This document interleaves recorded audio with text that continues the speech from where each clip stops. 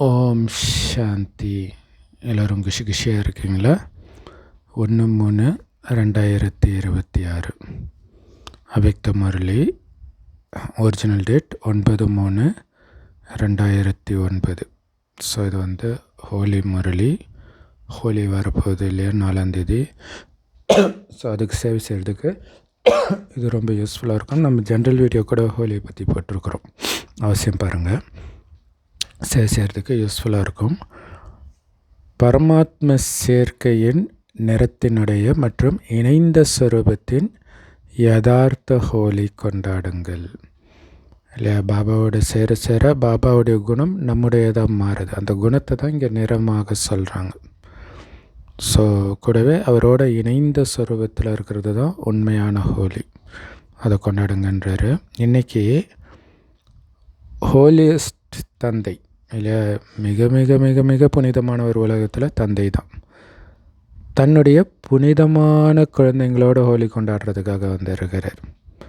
பாருங்கள், பார்க்கும்போதே நம்மளை ஒரு புனிதமான குழந்தையாகத்தான் பாபா பார்க்குறார். குழந்தைங்க எல்லோருமே ஹோலி குழந்தைகள். எவ்வளோ நம்பிக்கை வச்சுருக்கிறார் பாருங்கள். நீங்கள் எல்லோரும் கூட ஹோலி கொண்டாடுறதுக்காக தான் வந்திருக்கிறீங்க. யோசிங்க, ஹோலி ஆத்மாக்களாகிய உங்கள் மேலே என்ன நிறம் படிஞ்சு இருக்குது, அதனால் நீங்கள் ஹோலி ஆகி இருக்கிறீங்க அப்படின்னு யோசிங்க. ஏன்னா நிறைய நிறங்கள் இருக்குது, அதாவது கலர் இருக்குது. என்ன கலர்னால நீங்கள் புனிதமானீங்க? என்ன நிறம் படிஞ்சது? எல்லாத்துலேயும் சிறந்த நிறம் எது உங்களை ஹோலி ஆக்குற அளவுக்கு? அனைத்திலும் பெரியதிலும் பெரிய நிறம் பரமாத்ம சேர்க்கையின் நிறம். அதனால் பரமாத்ம சேர்க்கையின் நிறம் படிகிறதுனால ஈஸியாக ஹோலி ஆகிட்டீங்க. நம்மளை ஹோலி ஆக்குனதே பாபாவோடு சேர்ந்து இருக்கிறது தான், பாபாவுடைய சேர்க்கை தான். மற்றவர்களுடைய சேர்க்கை நம்மளை அன்ஹோலி, அதாவது அழுக்கா பாவியாக மாற்றிடுது. அதனால தான் பாவிகள் கிட்டேருந்து விலகி பரம பவித்திரமாக இருக்கிற பாபாவோட மட்டும் இணைஞ்சு இருக்கிறோம். ஏன்னா பரமாத்ம சேர்க்கை அழிவற்ற சேர்க்கையின் நிறம். மற்ற நிறங்கள்லாம் கொஞ்ச நேரத்துக்கு மட்டும்தான் இருக்கும். ஆனால் பரமாத்மா சேர்க்கையுடைய நிறம் எப்போ உங்கள் மேலே படியுதோ அது ஈஸியாக உங்களை ஹோலி ஆக்கிடுது. அதுவும் நிரந்தரமாக 2500 வருடத்துக்கு தாக்கு பிடிக்குது பாருங்கள். யோசிச்சு பாருங்களா, 2500 வருடம் நம்ம உடம்புல ஆத்மாவில் ஓட்டுன அழுக்கு இந்த ஒரு பிறவியில் பாபாவோட சேர்ந்து கரையுதுன்னா என்ன மாதிரி சேர்க்கை இது? பாபாவுடைய நிறம் எந்த அளவுக்கு நம்ம மேலே ஒட்டுதுன்னு பாருங்கள். ஆத்மாவுடைய நிறம் அப்பவித்திரத்தாவிலிருந்து பவித்திரமாகிவிட்டது. இதை தான் வர்ணம்னு சொல்கிறாங்க. பிராமண வர்ணம் உயர்ந்ததுன்னு சொன்னதுக்கு காரணம் இது தான். ஏன்னா இது பாபாவுடைய வர்ணம் நம்முடைய வர்ணமாக மாறுது, தூய்மையின் வர்ணமாக மாறுது. நீங்கள் எல்லோரும் பரமாத்மாவை உங்களுடைய கம்பேனியன், துணைவனை ஆக்கி இருக்கிறீங்க. அதனால தான் அப்பவித்திரத்திலிருந்து பவித்திரமாயிட்டீங்க இல்லையா. நம்மளோட இணைந்தவர் தூய்மையானவர், அதனால் நம்மளும் தூய்மையாகிறோம். அதனால் பாபாவோட கம்பைன்டு ஸ்வரூபமாயிட்டீங்க. அது பிடிச்சிருக்குதான்னு இந்த இணைந்த ரூபம் ஒருபோதும் தனியாக முடியாது இல்லையா. சிவநிலையில் சக்தி இல்லை, சக்தி இல்லையில் சிவநிலைன்னு சொல்கிற அளவுக்கு இணைஞ்சே இருக்கிறோம். பிரம்மா பாபா உடம்புல சிவபாபா வர்றது மட்டும் அர்த்தநாரீஸ்வரர் கிடையாது. நாம் பாபாவோட இணைஞ்சிருக்கிறதும் சேர்த்து தான் அர்த்தநாரீஸ்வரர். அனுபவம் இருக்குது தானே, எப்போவுமே இணைஞ்சே இருக்கிறீங்க தானே, தனியாக இல்லையே. மாயா உங்களை தனியாக்கிறதுக்கு முயற்சி பண்ணுது. ஏன்னா மாயாவுடைய வேலை அது தானே.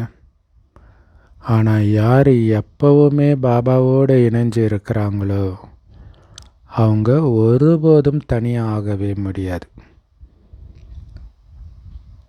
ஏன்னா மாயா எப்பவுமே முதல்ல தனியாக்கி பிறகுதான் பழைய சமஸ்காரங்களை எமர்ஜ் பண்ணும். பழைய சமஸ்காரங்கள் எமர்ஜ் ஆயிடுச்சு அப்படின்னா சுத்த சமஸ்காரம் மெர்ஜ் ஆகிடும், உள்ளடங்கி போயிடும்.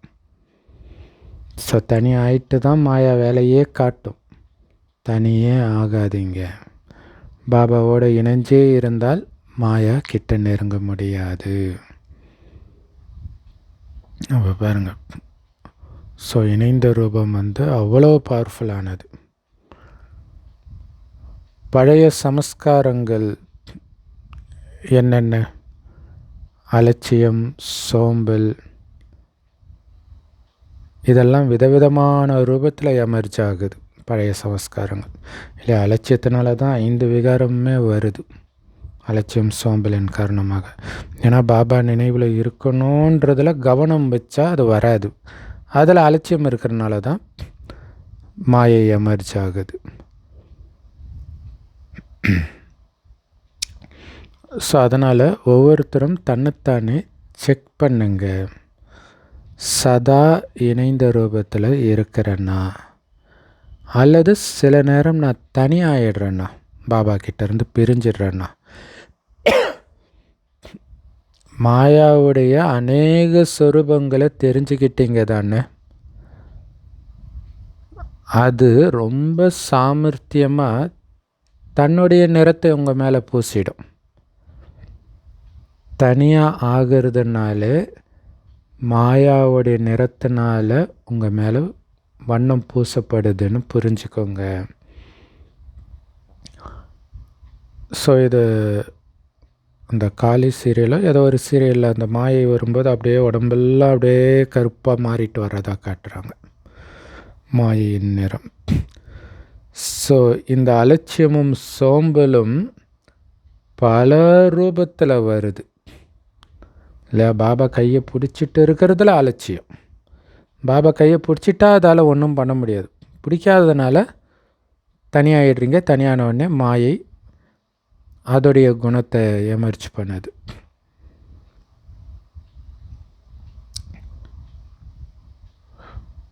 ஸோ குழந்தைங்களுக்கும் அது தெரிய மாட்டேங்குது மாயை பல ரூபத்தில் வருதுன்றது.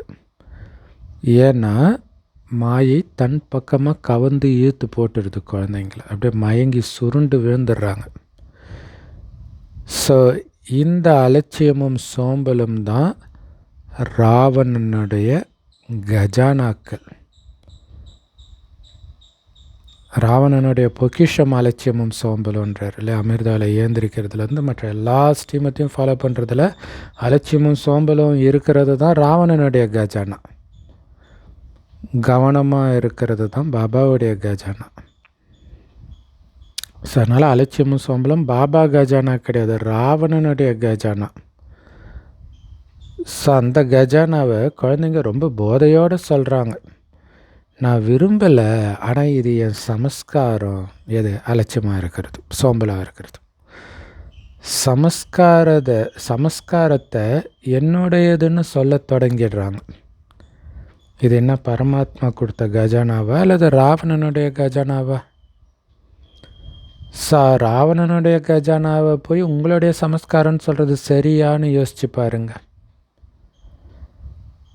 ஸோ மாயாவின் கஜானாவை என்னுடையதுன்னு நீங்கள் சொல்கிறீங்க பார்த்தீங்களா? இப்படி உங்களை சொல்ல வைக்கிறதா மாயாவுடைய சாமர்த்தியன்றார்.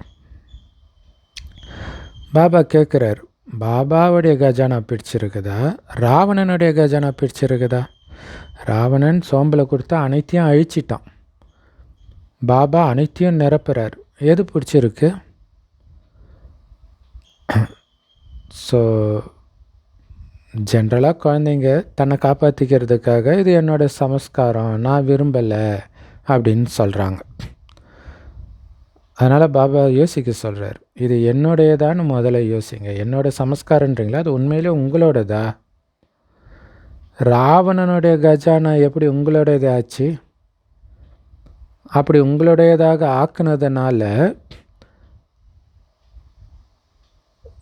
உங்கள்கிட்ட இருக்கிற கொஞ்சம் நெஞ்சம் சுபமான சமஸ்காரம் கூட அப்படியே கொஞ்சம் கொஞ்சமாக காலி ஆகிடுது. அசுர சமஸ்காரம் வந்துடுது. அப்போ பரமாத்ம சேர்க்கையின் நிறம் வந்து டல்லாகிடுது, மங்களாகிடுது. மாயாவுடைய நிறம் நல்லா பிரகாசமாக எமர்ஜ் ஆகிடுது. ஸோ அதனால் போக போக உங்களை நீங்களே செக் பண்ணிக்கிட்டே இருக்கணும் இல்லையா? காலைல எழுந்திரிக்கும் போது நல்லா இருப்பீங்க, கொஞ்சம் கொஞ்சமாக மாயை வரும், அதை செக் பண்ணிக்கிட்டே இருக்கணும். அதுக்கு தான் 1 மணி நேரத்துக்கு ஒரு தடவை டிராஃபிக் கண்ட்ரோல், முக்கியமான பாயிண்ட்டு திரும்ப திரும்ப ஆசைப்படுறது எல்லாமே.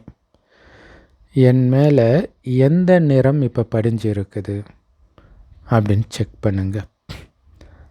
மக்கள் கூட ஹோலியில் என்ன பண்ணுறாங்க, முதல்ல அசுத்தமானதெல்லாம் எரிக்கிறாங்க.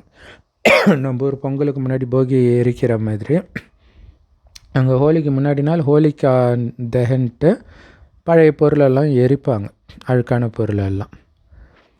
பிறகு வண்ணங்களை அடுத்த நாள் கலர் பூசுவாங்க, கொண்டாடுவாங்க. ஸோ அதனால் உங்கள் மேலே பாப்தாதா தன்னுடைய சேர்க்கையின் நிறத்தை தெளிக்கிறார். ஆனால் அதோட ஞானத்தின் நிறமும் சக்திகளின் நிறமும் குணங்களின் நிறமும் தெளிச்சிக்கிட்டே இருக்கிறார் தினம் தினம். ஸோ உங்கள் எல்லார் மேலேயுமே இந்த ஆன்மீக நிறங்கள் தெளிக்கப்பட்டிருக்குதானே? குணங்களின் நிறம், ஞானத்தின் நிறம், சக்திகளின் நிறம். கை உயர்த்துங்கன்றார். தெளிக்கப்பட்டிருந்தா ஆன்மீக நிறம் ஏறிடுச்சு. அதுக்கு பிறகு அது மேலே வேறு எந்த நிறமும் ஏற முடியாது. இந்த நிறத்தினால எவ்வளவு புனிதமாகி இருக்கிறீங்க தெரியுமா? முழு கல்பத்திலும் உங்களை மாதிரி ஹோலியாக பவித்திரமாக வேறு யாருமே ஆக முடியாது.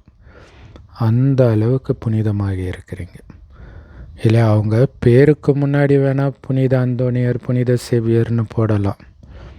ஆனால் நீங்கள் எந்த அளவுக்கு புனிதமாகி இருக்கிறீங்கன்னா, உங்களுக்கு கோயில் கட்டி பூஜை நடக்குது. இப்போ எவ்வளோ புனிதமானவர்கள் யோசிச்சு பாருங்கள். அவங்களுக்கு ஒன்றும் அபிஷேகம் பூஜையெல்லாம் நடக்கிறது கிடையாது. உங்களுடைய பவித்திரத்தான தூய்மை, பிரபு சேர்க்கையின் நிறம், அதாவது பாபாவுடைய சேர்க்கையின் நிறம், பரமாத்மாவோடு இணைஞ்சிருக்கிறதுக்கான அனுபவம் அனைத்திலும் தனிப்பட்டது, ரொம்ப ரொம்ப அன்பானதும் கூட. நம்மளுடைய தூய்மையும் தனிப்பட்டது, பாபாவுடைய சேர்க்கையின் நிறமும், அதனால் நமக்கு அவரோடு சேர்ந்து இருக்கிறதுனால கிடைக்கிற அனுபவம் எல்லாமே தனிப்பட்டது மற்றும் ரொம்ப ரொம்ப அன்பானதும் கூட. இன்னும் யாரெல்லாம் ஹோலி ஆகிறாங்களோ அவங்களுடைய சரீரம் வந்து பவித்திரமாகலை இல்லையா? ஏன்னா காமத்தினால பிறந்த உடம்பு தான் இது. அது அழுக்காக தான் இருக்குது, அதனால் நோய் இதெல்லாம் வரதான் செய்யும். ஆனால் ஆத்மா தூய்மை ஆகுது பாபாவை நினச்சி. ஆனால் நீங்கள் இப்போ இன்னொரு முக்கியமான விஷயம் என்ன அப்படின்னா, மற்றவர்களை பாபா சொல்கிறார், நம்மளை சொல்லலை. முதல்ல வராங்க இல்லையா கிறிஸ்து ஆத்மா, இந்த மாதிரி ஆத்மாக்கள், இவங்கெல்லாம் வந்து எடுக்கிற உடம்பு தூய்மையான உடம்பு கிடையாது. அதேமாதிரி கிறிஸ்தவர்கள், முஸ்லீம்கள் முதல் ஜென்மமே எடுத்தாலும் அவங்க காமத்தில் தான் பிறக்கிறாங்க. ஸோ அதனால் அவங்களுக்கு தூய்மையான உடம்பு கிடைக்கல, அந்த அர்த்தத்தில் பாபா சொல்கிறார். ஆனால் நாம் எந்த அளவுக்கு தூய்மை ஆகிறோன்னா, நம்ம ஆத்மாவும் தூய்மையாகுது, நமக்கு நாம் எடுக்க போகிற உடலும் அடுத்த 21 பிறவிக்கு தூய்மையாக தான் இருக்க போகுது. ஸோ எவ்வளோ பெரிய விஷயம் இல்லையா? அது மட்டும் இல்லை, இந்த பவித்திரத்தா தான் சுகம், சாந்தி, அன்பு, ஆனந்தத்தின் தாயின்னு சொல்லப்படுது இல்லையா? சுத்தம் சோறு போடுன்னுவாங்க. சுத்தம் எங்கே இருக்குதோ அங்கே அமைதியும் இருக்கும், ஆனந்தமும் இருக்கும், சுகமும் இருக்கும், அன்பும் இருக்கும். சுயநலமற்ற அன்பு இருக்கும். தூய்மை, அதான் தூய்மையான அன்புன்றாங்க இல்லையா? ஸோ எங்கே பவித்திரத்தா இருக்குதோ அங்கே சுகமும் சாந்தியும் கூடவே இருக்கும். நேற்று இதை தான் சொன்னார் இல்லையா? ஏன்னா பவித்திரத்தா ஜனனி எங்கே இருக்குதோ, ஜனனின்னா நான் ஜனிப்பவள் தாய் எங்கே இருக்கிறாளோ அங்கே அதோடைய குழந்தைகள் இருக்கத்தானே செய்யும். அதோடைய குழந்தைங்க தான் சுகம், சாந்தி, அன்பு, ஆனந்தம், செல்வம் எல்லாமே. பாபா உங்களை எந்த அளவுக்கு தூய்மை ஆக்குறார் அப்படின்னா, உங்களுடைய ஜட சித்திரங்களுக்கு கூட விதிபூர்வமாக பூஜை நடக்கிற அளவுக்கு தூய்மை ஆக்குறார். இல்லை மற்ற தர்மஸ்தாபகர்களுக்கெல்லாம் என்ன விதிபூர்வமாக பூஜையாக நடக்குது? அப்போ எந்த அளவுக்கு தூய்மை ஆக்குறாரு யோசிச்சு பாருங்க. கலியுகத்துடைய கடைசி பிறவியில் கூட உங்கள் சித்திரங்களை நீங்கள் பார்க்குறீங்க. எப்படி விதிபூர்வமாக அதுக்கு பூஜை நடக்குதுன்னு பார்க்குறீங்க. இது எல்லாமே பவித்திரத்தாவின் விசேஷத்தா தான். தூய்மைக்கு கிடைச்ச மரியாதை தான் எல்லாமே. ஸோ எவ்வளவு தான் மகான் ஆத்மாவா தர்ம ஆத்மாவா தூய்மையாக ஆகி இருந்தாலும் அவங்களுக்கு ஒன்றும் கோயில் உருவாகிறது கிடையாது.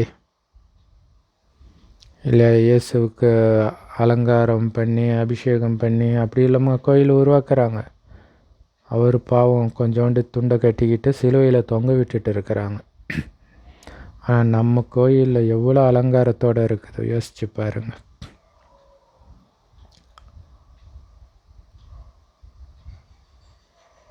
ஸோ உங்களுக்கு நடக்கிற மாதிரி விதிபூர்வமான பூஜை வேறு யாருக்குமே நடக்கிறது கிடையாது. இந்த கடைசி பிறவி வரைக்குமே உங்கள் சித்திரங்கள் கூட மற்றவர்களுக்கு ஆசீர்வாதம் கொடுத்துக்கிட்டு இருக்குது இல்லையா? அந்த ஆசீர்வாதம் வாங்க தானே போகிறாங்க. கல்யாணம் ஆனால் போய் நிற்கிறாங்க, குழந்தை பிறந்தா போய் நிற்கிறாங்க. எதுக்கு? ஆசீர்வாதம் வாங்கிறதுக்கு. தூய்மையின் ஆதாரத்தில் தான் அந்த ஆசீர்வாதமும் இருக்குது. ஸோ கொஞ்ச நேரத்துக்கான சுகம் சாந்தியை உங்கள் கோயில் அனுபவம் செய்ய வைக்கிது, உங்கள் ஜட சிலை அனுபவம் செய்ய வைக்கிது இப்போ உங்களுடைய தூய்மையின் பவர். ஸோ அதனால் உங்களுடைய ஹோலிக்கும் அல்லது தூய்மைக்கும் மற்றவர்களுடைய தூய்மைக்கும் இடையில் இரவு பகலுக்கான வித்தியாசம் இருக்குது. ஸோ மனமகிழ்ச்சிக்காக நீங்களும் கொஞ்சம் அந்த ஹோலியை கொண்டாடுறீங்க, உலகியல் ஹோலியை. ஆனால் உண்மையான ஹோலி 24 மணி நேரமும் வருடம் முழுவதும் இந்த ஜென்மம் முழுவதும் நம்ம கொண்டாடிட்டு தான் இருக்கிறோம். ஏன்னா எந்த நேரமும் பரமாத்மா சேர்க்கையில் தானே இருக்கிறோம். அந்த பரமாத்மா சேர்க்கையின் நிறத்தின் இணைந்த ஸ்வரூபத்தின் யதார்த்த ஹோலியை நாம் தினம் தினம் கொண்டாடிட்டு இருக்கிறோம். அதுதான் உண்மையான ஹோலி. ஸோ ஹோலியை மக்கள் கூட பல ரூபத்தில் கொண்டாடுறாங்க. அது உங்களுக்கும் தெரியும் இல்லை? பலவிதமாக இருக்குது ஹோலி. ஒரு ஹோலியில் குச்சியாலே அடிப்பாங்க பெண்கள் ஆண்கள். லாத்மார் ஹோலின்னு நினைக்கிறேன் அது பேர். ஹோலின்ற வார்த்தையில் கூட ரகசியம் இருக்குது. அது உங்களுக்கு மட்டும்தான் தெரியும். நீங்கள் தான் அதை கொண்டாடவும் செய்கிறீங்க. ஹோலியோடைய அர்த்தம் என்ன? ஹோ லீ. ஹிந்தியில் ஹோ லீ அப்படின்னா நடந்தது நடந்து முடிஞ்சிடுச்சு அப்படின்னு அர்த்தம். அதனால் நீங்கள் எல்லோரும் பழைய வாழ்க்கை, பழைய விஷயங்கள், பழைய சமஸ்காரங்கள், பழைய வீணான சங்கல்பங்களை ஹோலி செஞ்சிட்டீங்க இல்லையா? அதாவது கடந்ததாக ஆக்கிட்டீங்க இல்லையா? ஸோ நடந்து முடிந்ததை கடந்ததாக ஆக்கிறது, கடந்ததை கடந்ததாக ஆக்கிறது தான் இல்லையா? திரும்ப அதை நினைக்காமல் இருக்கிறதுக்கு பேர் தான் ஹோலி. அந்த மாதிரி பண்ணிட்டீங்க தானே? அல்லது இப்போ கூட தவறுதலாக அந்த பழைய சமஸ்காரம் எட்டி பார்த்துக்கிட்டே இருக்குதா? ஏன்னா உங்களுடைய ஜென்மமே புது ஜென்மம். மறுபிறவி எடுத்துட்டீங்க தானே எல்லோரும்? கை உயர்த்துங்க. மறுஜன்மம் எடுத்துருக்கிறீங்க தானே? நல்லது. அப்போ இது புது பிறவி. புது பிறவியில் எப்படி பழைய பிறவியோடைய ஞாபகம் வரும்? பழையது பழையதாகிடுச்சு இல்லை, செத்தாச்சு. செத்த பிறகு தானே இன்னொரு ஜென்மம் வரும். ஸோ அதனால் கடந்து போன விஷயங்கள், செத்து போன விஷயங்கள். இப்போ புது ஜென்மம், அது உங்களுக்கு ஞாபகமே இருக்கக்கூடாது. கடந்து போன விஷயங்கள் அல்லது சங்கல்பம் சமஸ்காரம், அதாவது பழைய சங்கல்பம் சமஸ்காரம் அல்லது பழைய விஷயத்துடைய ஞாபகங்கள்லாம் எமர்ஜ் ஆகுதுன்னா என்ன சொல்லுவாங்க? ஹோலி கொண்டாடினீங்களா? கொண்டாடலைன்னு அர்த்தம் இல்லையா? கடந்ததை ஆக்கலைன்னு அர்த்தம். மறுபடியும் அதே எமர்ஜ் ஆகுது. ஸோ நடந்ததை முடிஞ்சு போனதா பண்ணலை, இன்னும் உயிர் கொடுத்துக்கிட்டே இருக்கிறீங்கன்னு அர்த்தம். பரமாத்மா சேர்க்கையின் நிறத்தை நல்லபடியாக பூசிக்கலைன்னு அர்த்தம் இல்லை. இங்கே பாபாவுக்கு பிறந்திருக்கிறோம். அப்போ பாபாவுடைய குணம்தான் உங்களுடைய குணமாக இருக்கணும். மற்றவர்களுடைய குணம் இருக்குதுன்னா இன்னும் பாபாவுடைய நிறத்தை பூசிக்கல, மற்றவங்க நிறம்தான் பூசிகிட்ருக்கிறீங்கன்னு அர்த்தம். ஸோ பரமாத்மா சேர்க்கையின் நிறத்தை பூசுறதுன்னா பழைய பிறவியுடைய எல்லாமே மறந்துடணும். அப்போ தான் பரமாத்மா சேர்க்கை நிறத்தை பூசியிருக்கிறீங்கன்னு அர்த்தம். பழைய விஷயங்களை எல்லாம் மறந்துடணும். ஏன்னா மறுபிறவி எடுத்திருக்கிறீங்க. எப்படி ஒரு சரீரத்தில் இருந்து ஆத்மா பிரிஞ்சு இன்னொரு சரீரத்தை எடுக்குதோ, அப்போ பழைய பிறவியோடைய ஞாபகம் இருக்காது தானே? அதேமாரி நீங்கள் எல்லோரும் இப்போ புது ஜென்மம் பிராமண பிறவி எடுத்திருக்கிறீங்க. அதனால் பழைய பிறவியோடைய சமஸ்காரங்கள் அதை போய் தவறுதலாக என்னோட சமஸ்காரம்னு சொல்கிறீங்க. அது எப்படி உங்களுடைய சமஸ்காரமாக இருக்க முடியும்? சில நேரம் கவனக்குறைவு வந்துடுது, சில நேரம் ராயலான சோம்பல் வந்துடுது. சோம்பலுக்கு மிக அதிகமான விதவிதமான ரூபங்கள் இருக்குது. எப்பயாச்சும் இதை பற்றி வகுப்பு நடத்தணும். சோம்பல் எத்தனை வகை, எத்தனை ராயல் ரூபத்தில் சோம்பல் வருது அப்படின்னு வகுப்பு நடத்தணும். அவ்வளோ இருக்குதுன்றார் பாபா. அதனால் பிராமண வாழ்க்கை அப்படின்னாலே புது வாழ்க்கை. இதில் பழசு எதுவுமே இருக்க முடியாது. அதனால் இன்றைக்கி ஹோலி கொண்டாட வந்திருக்கிறீங்க இல்லையா? இப்போ ஹோலினா ஹோலி, கடந்ததை கடந்ததாக்கணும். இன்றைக்கி ஹோலி கொண்டாடுறது அப்படின்னா பழைய சமஸ்காரங்களின் ஹோலியை எரிப்பதுன்னு அர்த்தம் இல்லை. அங்கே ஹோலிக்காய் எரிக்கிற மாதிரி பழைய சமஸ்காரங்களை எரிக்கணும். எரித்த பிறகு தான் கொண்டாடப்படுது இல்லையா? முதல் நாள் எரிச்சிட்டா அடுத்த நாள் தான் கலர் பூசுவாங்க. இப்போ உங்களுக்கு கொண்டாடுற ஸ்வரூபம், ஏன்னா நீங்கள் எரிச்சிட்டிங்க இல்லையா? ஸோ அதனால் இப்போ கொண்டாடணும். பிரபுவின் சேர்க்கையின் நிறத்தின் மகிழ்ச்சியை பெறுபவர்கள் நீங்கள். இணைந்து இருக்கிறதுக்கான அனுபவம் செய்கிறவங்க நீங்கள்.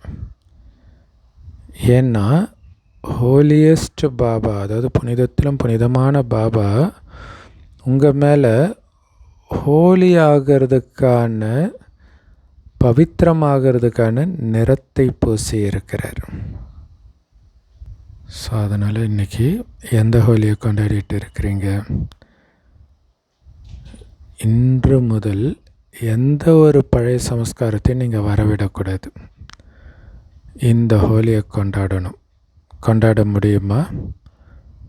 அல்லது எப்பயாவது பழைய சமஸ்காரம் வருமா? நான் செய்ய விரும்பலை, ஆனால் அது என்னுடைய சமஸ்காரம் அப்படின்னு சொல்கிறதெல்லாம் ராயல் வார்த்தை. இந்த வார்த்தையை இன்றைக்கி திட்ட சங்கல்பத்தின் விதி மூலமாக முடிச்சிடணும். இனி இந்த வார்த்தையே வரக்கூடாது, என்னோடய சமஸ்காரனே வரக்கூடாது. அந்த மாதிரி ஹோலியை இன்னையிலிருந்து சதா கொண்டாடுறதுக்கான தைரியம் வச்சுருக்கிறீங்களா? அல்லது எப்போவாச்சும் தான் கொண்டாடுவீங்களா? இன்று முதல் பழைய சமஸ்காரங்களின் ஹோலி அதாவது நடந்து முடிஞ்சிடுச்சு. பிறவியோ புதியது. அந்த பழைய பிறவியெல்லாம் முடிஞ்சிடுச்சு. அந்த மாதிரி தைரியம் வைக்கக்கூடிய குழந்தைங்க பாபாவுடைய இனிமையிலும் இனிமையான செல்லமான தேடி கண்டெடுக்கப்பட்ட குழந்தைங்க இல்லையா நீங்கள்?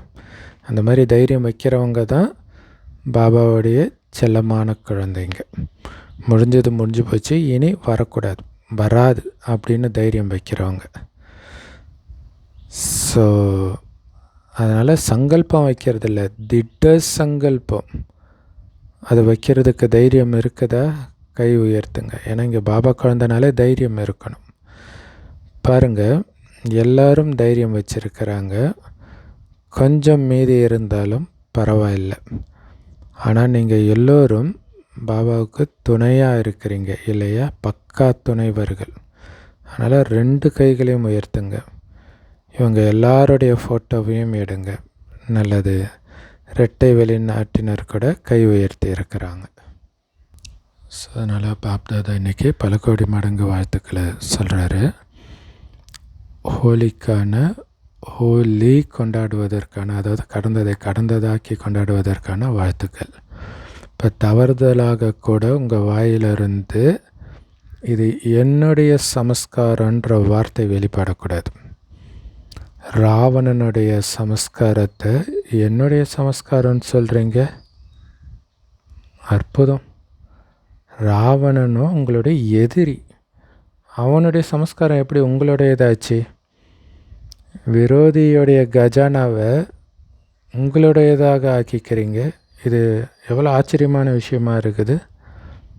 உங்களுக்கும் இது ஆச்சரியமாக தானே இருக்குது. நாம் என்ன சொல்கிறோன்னு தவறுதலாக சொல்லிடுறீங்க. கரெக்டாக? பிறகு உள்ளுக்குள்ளே மனசு உறுத்துது. அப்புறம் உணர்றீங்க, பாபா கூட பேசுகிறீங்க, மன்னிப்பு கேட்குறீங்க. பாபா நாளை முதல் நான் இதை பண்ண மாட்டேன் பாபான்ட்டு மறுபடியும் பண்ணிடுறீங்க. இப்போ பாப்தாதா என்ன பண்ணுறது? பார்த்துக்கிட்டே இருக்கிறதா? இப்போ இந்த வார்த்தையின் ஹோலியை எரியுங்க. பாருங்கள், எரிக்கிறது பற்றி கூட ஒரு நல்ல விஷயம் சொல்கிறார். கோக்கியை நூலில் கட்டி சமைப்பாங்களாம். அது கோதுமையில் செய்யக்கூடிய ஒரு இனிப்பு போல் இருக்குது. நூலில் கட்டி சமைப்பாங்களாம். கோக்கி வெந்துடுச்சுன்னா வெளியில் எடுக்கும்போது கோக்கி வெந்துடும், ஆனால் நூல் எரியாது. இந்த அடையாளம் கூட நீங்கள் படித்த முதல் பாடம். அது என்னது? ஆத்மா அழியாதது, சரீரம் அழியக்கூடியது, அதுக்காக உருவானதுன்றார் இந்த அடையாளம். ஸோ அது ஹோலி அப்போ கொண்டாடுவாங்க போல இருக்குது, அந்த இனிப்பு செய்வாங்க போல இருக்குது. இந்த பண்டிகை அல்லது சாஸ்திரங்களை உருவாக்குற குழந்தைங்களுடைய அற்புதம் கூட குறைஞ்சது கிடையாது. அவங்க கூட பாபாவுடைய குழந்தைங்க தான். ஆனால் நீங்கள் தேடி கண்டெடுக்கப்பட்டவங்க. ஸோ அதனால் அவங்க உருவாக்கக்கூடிய சாஸ்திரங்களில் மாவில் கொஞ்சம் உப்பு போடுவாங்களே, அந்த மாதிரி கொஞ்சம் உண்மை இருக்குது. ஆனால் அதையும் மனதை மகிழ்விக்கிறதுக்காக உருவாக்கி இருக்கிறாங்க. நீங்கள் பாருங்கள், ஒவ்வொரு பண்டிகைக்கான நினைவு சின்னத்தையும் உருவாக்கி இருக்கிறாங்க. ஆனால் சூக்ஷ்மமாக அநேக விஷயங்களுக்கு ஸ்தூல ரூபம் கொடுத்துட்டாங்க. இல்லை, சூக்ஷ்மமான விஷயங்களுக்கெல்லாம் ஸ்தூல ரூபம் கொடுத்துட்டாங்க. ஆனால் ஞாபகார்த்தம் உருவாக்கி இருக்கிறாங்க தானே. அதனால் பக்தியில் கூட கம்மியாக பண்ணலை. பிறகும் பக்தி துவாபர யுகத்தில், கலியுகத்தில் ஏதோ நினைவின் விஷயங்களை வச்சிருக்குது. அதிக விகாரி ஆகிறதுலேருந்து உங்களை அது பாதுகாத்தது. இல்லை, பக்தியும் இல்லைன்னா சுத்தமான விகாரத்தில் மூழ்கி இருந்திருப்பாங்க. ஸோ அதனால் பாப்தாதா இந்த சாதனங்கள், பண்டிகை, இந்த சாஸ்திரங்களை உருவாக்குறவங்களுக்கு கூட அவங்களுக்குரிய பலனை கொடுக்குறார். பிறகும் பக்தியில் கொஞ்சமாவது பாபாவை நினைக்கிறாங்க இல்லையா? ஸோ விகாரங்களிலிருந்து கொஞ்ச நேரத்துக்கு பாதுகாப்பாக இருக்கிறாங்க தானே. ஸோ இன்றைக்கி நீங்கள் என்ன ஹோலி கொண்டாடுனீங்க? ஹோலி எல்லோரும் சொல்லுங்கள் அப்படின்ட்டு பாபா கையில் ஏதோ சிக்னல் கொடுக்குறார். ஹோலினா முடிஞ்சு போச்சு. ஆக்சுவலாக இதுக்காகவே ரஜினி பாபா படம் எடுத்தார். கதம் கதம்னுவார், இப்படி சிக்னல் காட்டுவார், முடிஞ்சது போச்சு அப்படின்ட்டு. ஸோ பக்கா தானே, கொண்டாடிட்டீங்கல்ல அப்படின்னு அர்த்தம், எல்லாத்தையும் முடிச்சிட்டிங்கல்ல, நல்லது. பிறகு நாளைக்கு மாயா வரும். ஏன்னா மாயாவும் கேட்குதில்ல முரளியை. ஆனால் நீங்கள் அந்த மாதிரி மறுபடியும் பழைய சமஸ்காரத்தை வெளிப்படுத்தக்கூடாது. ஸோ பழைய சமஸ்காரத்தை வான்னு கூப்பிட்றக்கூடாது. மகிழ்ச்சி தானே. ஸோ இந்த மகிழ்ச்சியிலே இருங்க, பாபாவை நினைவு செஞ்சுக்கிட்டே இருங்க. பாபா நம்ம மேலே எவ்வளவு ஆன்மீக வண்ணங்களை தெளிச்சிட்டு இருக்கிறார். அதன் மூலமாக நீங்கள் புனித அன்னப்பறவை ஆகிட்டீங்க. புனித அன்னம் அப்படின்னா நிர்ணய சக்தி உள்ள புனித அன்னப்பறவை. ஸோ நிர்ணய சக்தி உள்ள புனித அன்னப்பறவை ஆகி இருக்கிறீங்க. ஆன்மீக வண்ணங்கள் தெளிக்கப்பட்ட வண்ணே. ஸோ அதனால் நீங்கள் எந்த காரியம் செஞ்சாலும் ஒரு சீட்டு, அதாவது உட்கார்ற சீட்டை நிர்ணயம் செஞ்சிடுங்க. அந்த சீட்டில் செட்டாகி பிறகு நிர்ணயம் செய்யுங்கன்றார். அந்த சீட்டு என்னன்னு தெரியும் தானே? திரிகாலதர்சி சீட், இல்லை முக்காலத்தை உணர்ந்த ஞானம். ஸோ முதல்ல திரிகாலதர்சி சீட்டில் செட்டாகி, அதாவது உட்காந்து 3 காலத்தையும் பாருங்கள். நிகழ்காலத்தை மட்டும் பார்க்காதீங்க. இல்லை இப்போதைக்கு அது செய்கிறதுனால உங்களுக்கு சந்தோஷமாக இருக்குது, அதை மட்டும் பார்க்காதீங்க. முதல், இடை, கடைன்னு 3 காலத்தையும் பாருங்கள். 3 காலத்துலேயும் நன்மை இருக்கா, லாபம் இருக்கா, அல்லது நஷ்டம் இருக்குதான்னு பாருங்கள். ஸோ அப்படி பார்த்துட்டு தான் ஒரு காரியம் பண்ணணும். இப்போ சந்தோஷமாக இருக்குதேன்னு பண்ணிடக்கூடாது. குழந்தைங்க பலர் ரொம்ப சாமர்த்தியமானவர்களாக இருக்கிறாங்க. ஸோ அந்த சாமர்த்தியம் பற்றி சொல்லவா? என்ன சொல்கிறாங்கன்னா, என்ன பண்ணுறது பாபா, இப்படி பண்ண வேண்டி இருந்தது, அதனால தான் பண்ணிட்டேன், மற்றபடி இதை செய்யக்கூடாதுன்னு எனக்கு தெரியும், ஆனால் செஞ்சிட்டேன். பாபா சொல்கிறார், அப்படியே குழந்தை செஞ்சிட்டல்ல, அதுக்கான பலனும் கண்டிப்பாக கிடைக்கும்ன்றார். ஒரு காரியம் செஞ்சால் அதுக்கான பலனும் கண்டிப்பாக கிடைக்கும் தானே. அதனால் பாபா கிட்ட சாமர்த்தியத்தை காட்டக்கூடாது. ஸோ பாபாவுக்கே நிறைய புரிய வைக்கிறாங்க, நிறைய தப்பு பண்ணுறாங்க இல்லையா. பிறகு பாப்தாதா கிட்ட இப்படியெல்லாம் விஷயங்களை புரிய வைக்கிறாங்க. பாபா நீங்கள் இரக்க மனம் உள்ளவங்க இல்லையா, நீங்கள் மன்னிக்கும் கடல் இல்லையா அப்படின்னு பாபாவுக்கே ஞாபகப்படுத்துகிறாங்க. சரி, அப்போ நீங்கள் யார் இல்லையா? நான் மன்னிக்கும் கடல்னா அப்போ நீங்கள் யார்? நீங்கள் மாஸ்டர் சர்வசக்திவான் இல்லை, அதை ஏன் மறந்துடுறீங்க? நான் யாருன்றதை ஞாபகப்படுத்துகிறீங்க, நீங்கள் யாருன்றதை மறந்துடுறீங்க. பாபா நீங்கள் சொல்லியிருக்கிறீங்கல்ல அப்படின்னு சொல்கிறீங்க. பாபா சொல்கிறாரு, சரி ஓகே, மன்னிப்பு கேட்குறீங்க, எனக்கு சொல்லிவிட்டு அதை முடிச்சிடுங்க. அதுக்கப்புறம் அந்த பலகீனம் கண்டினியூ ஆகக்கூடாது. ஸோ அந்த தப்பை உணர்ந்து பாபா கிட்ட சொல்லிவிட்டு முடிச்சிடுங்க. ஏன்னா பாபாவுக்கு நேர்மையாக இருக்கிற குழந்தை தான் பிடிக்கும் இல்லை, எதையும் மறைக்கக்கூடாது. ஆனால் டக்குன்னு மாற்றிக்கணும். ஸோ ஒரு வார்த்தை பக்காவாக சொல்கிறீங்க, கண்டிப்பாக சொல்கிறீங்க. ஆனால் முதல்ல திட சங்கல்பத்தோடு தன்னை மாற்றிக்கிட்டு பிறகு சொல்லுங்கள். இனி இதை பண்ண மாட்டேன் அப்படின்னு திட எண்ணம் வச்சுட்டு பிறகு பாபா கிட்ட சொல்லுங்கள். ஸோ பாபா அதிகமாக தாஜா பண்ணுறீங்க. நீங்கள் சொல்லியிருக்கிறீங்க இல்லையா பாபா அப்படின்னு பாபாவுக்கே ஞாபகப்படுத்துகிறீங்க. நீங்கள் இப்படி சொல்லியிருக்கிறீங்க அப்படி இப்படின்ட்டு ரொம்ப சாமர்த்தியம் காட்டுறீங்க. பாபா சொல்கிறார், இப்போ சாமர்த்தியத்தை காட்டக்கூடாது, தைரியம் வைக்கணும். இதை பாபா எதை செய்யணுன்றாரோ அதை செஞ்சே ஆகணும், எதை செய்யக்கூடாதுன்றாரோ அதை செய்யாமல் இருந்து காட்டணும். அதை விட்டுட்டு இல்லை அதை பார்த்துக்கலாம் செஞ்சுக்கலாம் அப்படின்னு எதிர்காலத்துக்கு தள்ளி போட்டுறக்கூடாது. ஏன்னா பாபா இந்த நாள் முழுவதும் பார்த்துக்கலான்ற பாட்டுக்கு அதிகமாக கேட்குறார். செய்வோம், செஞ்சு காட்டுவோம், ஆவோம் அப்படின்ட்டு. ஸோ அதோடைய வேகம் என்ன? ஸோ பார்த்துக்கலாம் அப்படின்றவங்க பாபா கூடவே போக முடியுமா? ஏன்னா பாபாவை எவரடியாக இருக்கிறார். பார்த்துக்கலான்றவங்க எவரடி ஆகலையே. அப்போ எப்படி அவங்க பாபா கூட போக முடியும்? பாபாவோ என்னோட குழந்தை என் கூடவே வரணுன்னு தான் விரும்புவார், என் கூட வரக்கூடாதுன்னு விரும்ப மாட்டார் இல்லையா?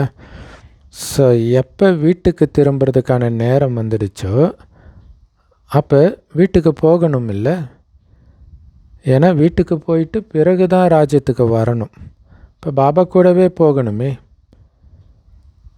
பாபா கூடவே யாரெல்லாம் போகலையோ பரந்தாமத்துக்கு, அவங்க பிரம்மா பாபாவோட ராஜ்யத்திலும் பிரம்மா பாபா கூடவே வரமாட்டாங்க. பிரம்மா பாபாவுக்கு பிறகு லேட்டாக தான் வருவாங்க. அப்போ உங்கள் உறுதிமொழி என்ன? பாபா நாங்கள் கூடவே நடப்போம், உங்கள் கூடவே செல்வோம், அப்படி தானே சொன்னீங்க. ஸோ இதுலேயும் கண்டிப்பாக வந்துடுவோம் பாபா பாருங்க பாபா அப்படின்னு சொல்கிறாங்க. அதனால் இந்த பாஷையை முடிச்சிடுங்க, இப்போவே செய்யணும், எதிர்காலத்துக்கு தள்ளி போடக்கூடாது. நாலாபுரத்திலும் உள்ள எல்லா குழந்தைங்களையும் பாப்தாதா பார்க்குறார். தூரத்தில் இருந்தாலும் விஞ்ஞான சாதனங்கள் மூலமாக, அதாவது டிவி மூலமாக பெரும்பாலான இடங்களில் சென்டரில் அவங்களும் இதே நேரத்தில் பாப்தாதாவை பார்க்குறாங்க. ஸோ இங்கே நீங்கள் டோலி சாப்பிடும்போது அதை பார்த்து அவங்களும் அதே நேரத்தில் டோலி வழங்குறாங்க. ஸோ எல்லாரையுமே பாப்தாதா பார்க்குறார். எப்படி தூரத்தில் இருந்தால் கூட பக்கத்தில் இருக்கிற மாதிரியே அவங்களுக்கு அனுபவம் ஆகுது. ஸோ அதனால் நாலாபுரத்தில் உள்ள எல்லா குழந்தைங்களுக்குமே சதா பாபாவுக்கு சமமாக சம்பன்னம் மற்றும் சம்பூர்ணம் ஆகணும் அப்படின்ற சங்கல்பத்தை தாரணை பண்ணுங்க.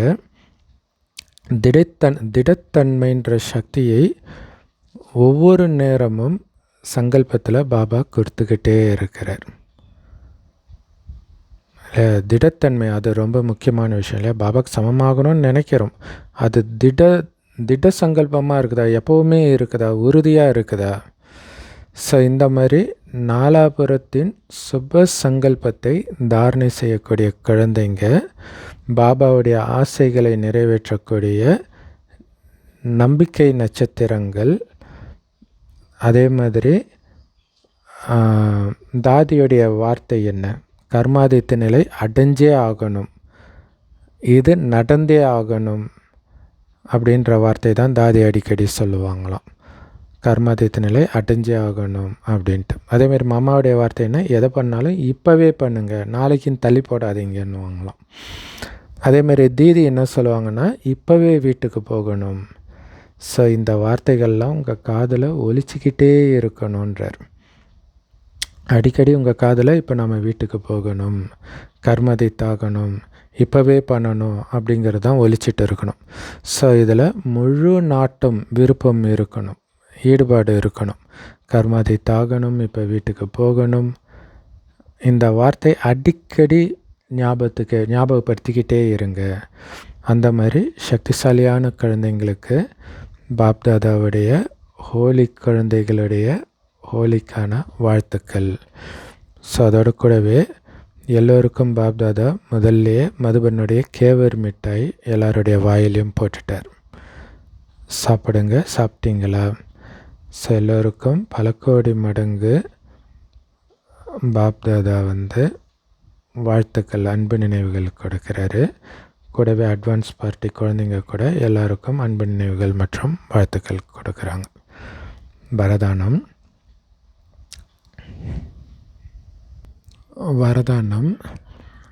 சர்வ ஆத்மாக்களுக்காகவும் ஸ்நேகம் மற்றும் நலம் விரும்பியின் பாவனை வைக்கக்கூடிய ஆத்ம உணர்வுடையவர் ஆகுங்கள். அதுக்கு விளக்கம், இப்போ நம்மளுடைய புகழ் பாடுறாங்க ஒருத்தங்கன்னா அவங்க மேலே நமக்கு அன்பு வரும் இல்லையா? அதே மாதிரி நமக்கு அறிவுரை சொல்கிறாங்க பாருங்கள், அவங்க மேலேயும் அதே அன்பு இருக்கணுன்றார். அன்பின் பாவனை இருக்கணும்.